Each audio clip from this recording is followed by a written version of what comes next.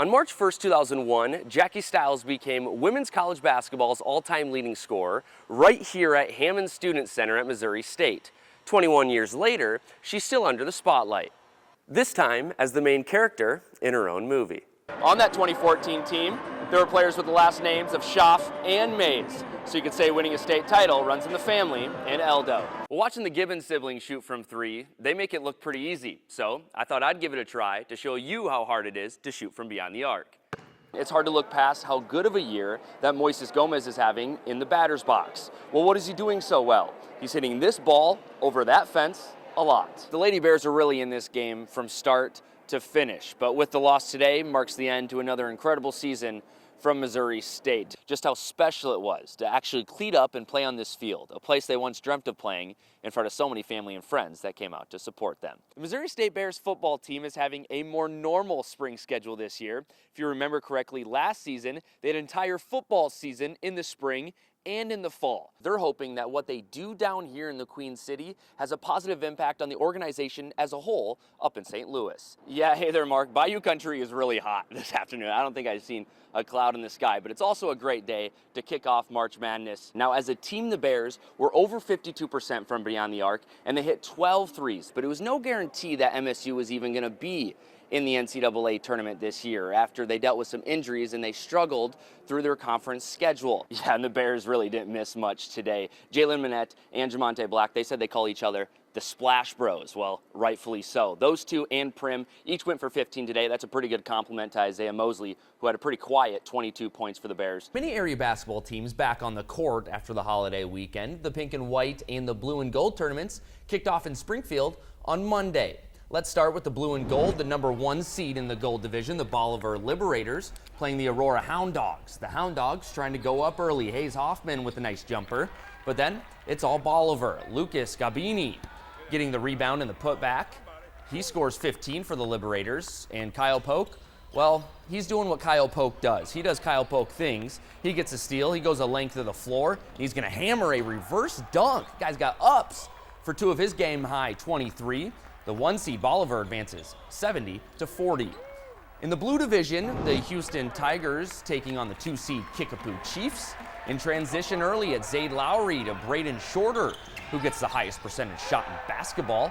He goes up and gets it. Kickapoo jumps out to a fast 13-0 lead. Houston taking advantage of turnovers. Dakota James gets an easy bucket in the lay-in on the other end. But dunks came from Santa this Christmas for the Chiefs. How about Lowry going up and slamming it down? Lowry goes for 12 and Kickapoo cruises 81-21. On OzarksSportsZone.com, it is your tournament headquarters. You can see brackets on there, but you can also see the schedule and who won the games. There's photos, there's videos, there's stats.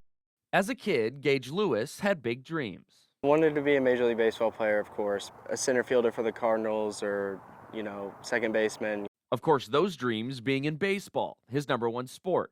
That is until COVID-19 canceled his freshman baseball season. So, Gage needed something to pass the time. So me and my friends would just go out there every single day and just play 27 holes, 36 holes, whatever, and I just fell in love with it. It was so fun. Gage quit baseball and committed all of his time to golf, and Coach Ron Yoakum immediately saw potential. He has a gift as far as club head speed. I've been around a lot of good players, and he's got the it factor as far as distance.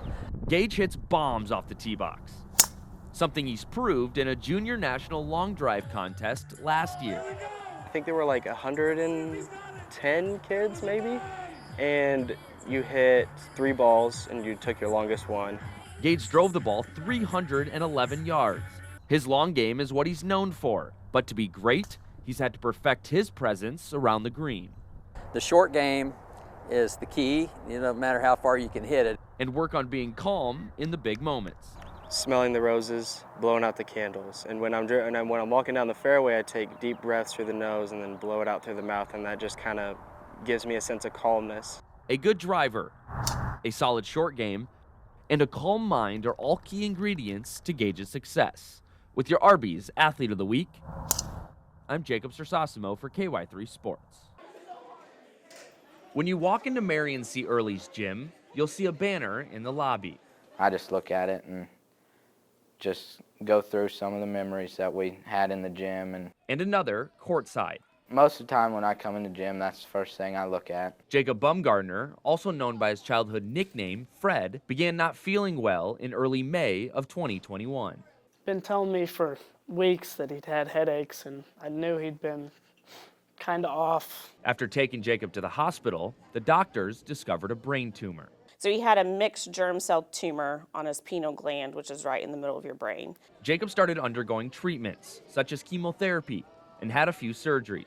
Making strides, just really improving. And then one morning we walked into his room, and his right side of his head was very swollen. Jacob's condition had gotten worse, and he died on July 1st at the age of 16. He loved life. He loved to be with his friends, and he loved to be on the go and hang out. He was very funny, very mouthy, talked all the time, but just fun. That infectious personality is no longer there physically, but Jacob's energy remains on the Panthers bench. He was always the one who was most excited on the bench. Jacob's still got a spot on the bench, where his number 4 sits, a number now worn by Chance Hampton. Chance and Jacob are cousins, but they were also together every day. It feels good, and at the same time, it's just a little bit of emotion because, I'd just rather have him be wearing it than me, but it's the least I can do to just honor him. And Growing up, Chance and Jacob's bond was strengthened by their shared love for basketball. basketball definitely has meant a lot more to me this season than it did in the past seasons. He was my favorite person. I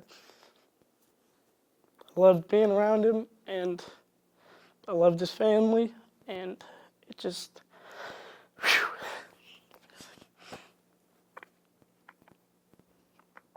He remembered he's my brother, and he was my best friend.